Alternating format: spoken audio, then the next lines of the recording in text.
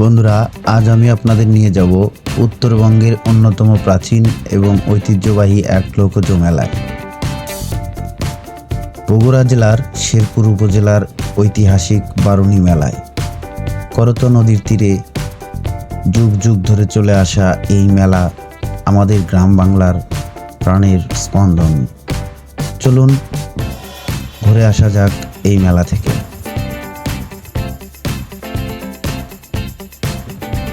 এই বারুণী মেলা মূলত হিন্দু ধর্মাবলম্বীদের মধুকৃষ্ণা ত্রয়োদশ তিথিতে পুণ্য স্নানকে কেন্দ্র করে শুরু হয়েছিল। লোকমুখে প্রচলিত আছে এই মেলার বয়স প্রায় 100 বছরেরও বেশি। ভক্তদের বিশ্বাস, এই বিশেষ তিথিতে করত নদীতে স্নান করলে মনের সব পাপ মোচন হয়। সেই ধর্মীয় বিশ্বাস থেকেই দূর দূরান্ত থেকে মানুষ এখানে ছুটে আসেন। এক সময় যা ছিল কেবল একটি ধর্মীয় আচার, কালক্রমে তা আজ এক বিশাল লোকজ মেলায় রূপ নিয়েছে। শেরপুর উপজেলা থেকে অটোরিকশা বা সিএনজিতে চড়ে গাড়িদহ বাজারে আমাদের যেতে হবে। সেখান থেকে পায়ে হেঁটেই এই মেলায় প্রবেশ করা যায়। আমরা এখন রওনা দিলাম শেরপুর থেকে গাড়িদহের উদ্দেশ্যে।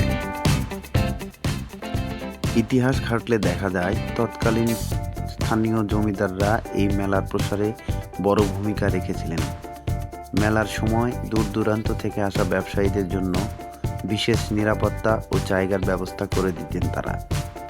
বিশেষ করে নাটোর ও পুঠিয়ার রাজবংশের প্রভাবও এই অঞ্চলে পরিলক্ষিত হতো, যার রেশ রয়ে গেছে এই মেলার ঐতিহ্যে।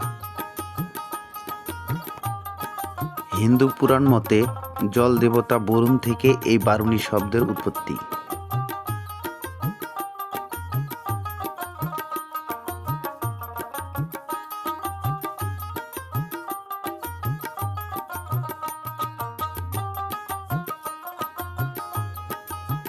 এই বারুণী মেলাকে বলা হয় উত্তরবঙ্গের লোকজ শিল্পের এক জীবন্ত জাদুঘর। এখানে লোহার তৈরি দা বটি থেকে শুরু করে মাটির হাঁড়ি পাতিল এবং তাল পাতার পাখা সবই পাওয়া যায়। এক সময় এই মেলার গ্রামীণ কুটির শিল্পের পসরা বস্তু সবচেয়ে বেশি, যা আজও অনেকটা টিকে আছে। মেলার প্রধান আকর্ষণ হলো এখানকার দই এবং চিড়া। এখানকার গ্রাম বাংলার এক ঐতিহ্যের সাথে মিশে আছে এই দই এবং এই চিড়া।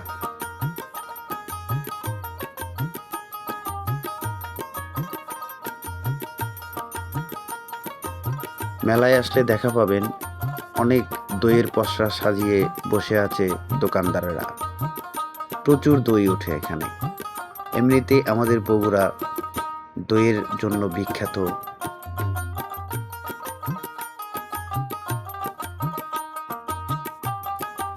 দইয়ের পরে আছে মেলার আরেক আকর্ষণ, এই ঝুরি সদাই।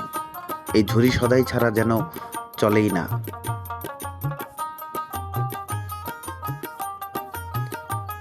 মেলায় আসলে আরও দেখতে পাবেন হরেক রকমের আচারের দোকান, যা দেখলে জিভে জল আসে।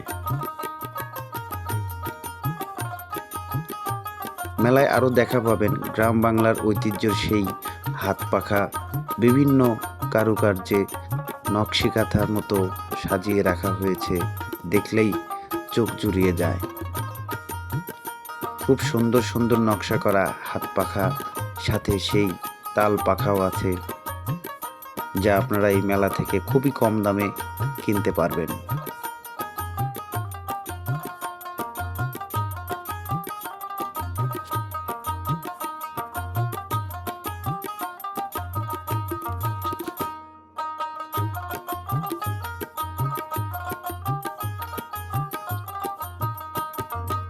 বাচ্চাদের এই ছোট ছোট খেলনাগুলো দেখলে সেই ছোটবেলার স্মৃতির কথা মনে পড়ে যায়।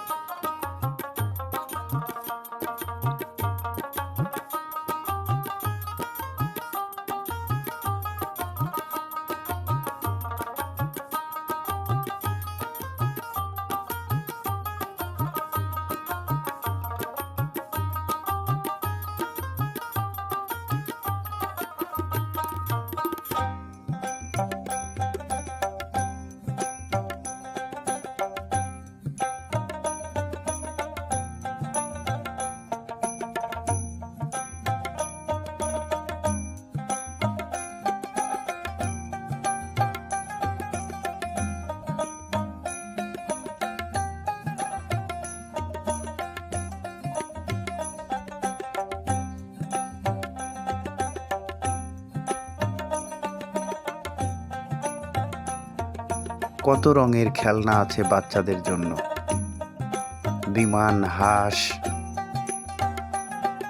গরু, মোটু পাতলু, কত ধরনের সেই গ্যাস বেলুনের খেলনাগুলোও এখানে পাওয়া যায়।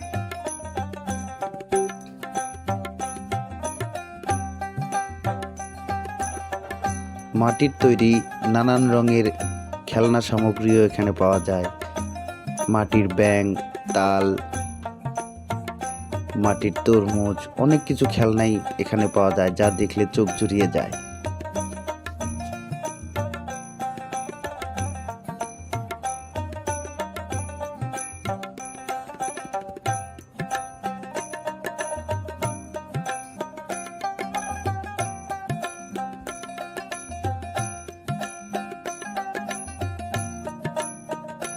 বাঙালির ঐতিহ্যের আরেকটি দিক হলো এই পান। হরেক রকমের রংবাহারি মিষ্টি পান এই মেলায় পাবেন।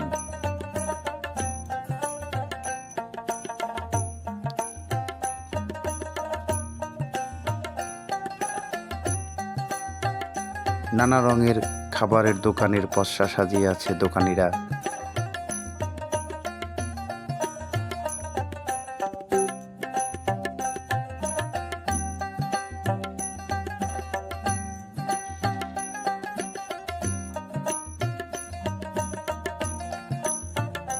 আছে খাবারের দোকান, আছে জাদু প্রদর্শনীর,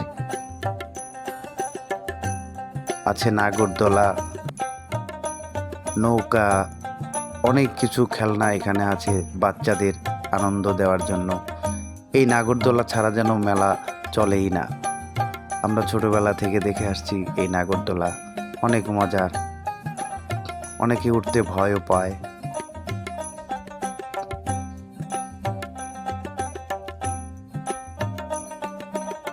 বাচ্চাদের জন্য আছে আরো নানান রকমের খেলার সামগ্রী এখানে।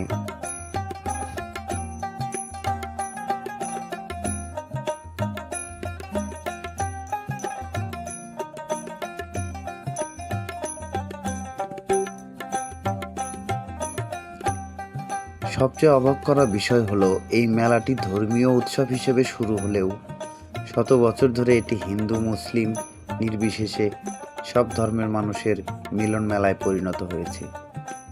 বগুড়া ও শেরপুর এলাকার প্রতিটি ঘরে ঘরে এই মেলা উপলক্ষে উৎসবের আমেজ ছড়িয়ে পড়ে। ঘরে ঘরে তৈরি হয় পিঠাপুলি।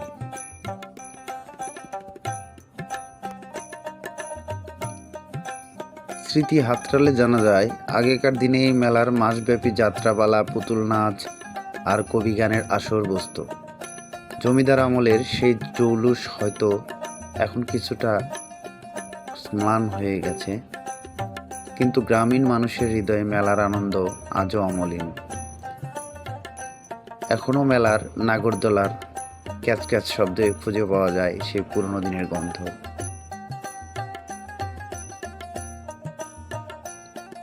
শেরপুরের এই মেলা শুধু একটি ধর্মের গণ্ডিতে সীমাবদ্ধ থাকেনি।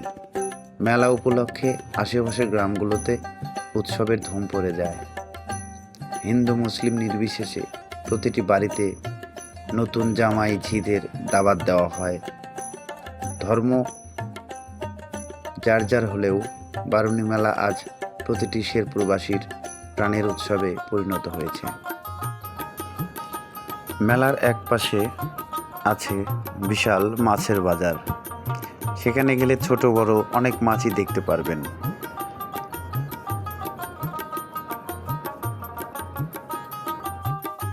শুধু মাছ নয়, এই মেলায় আসলে দেখা পাবেন মুরগির মাংস, খাসির মাংস এবং গরুর মাংস।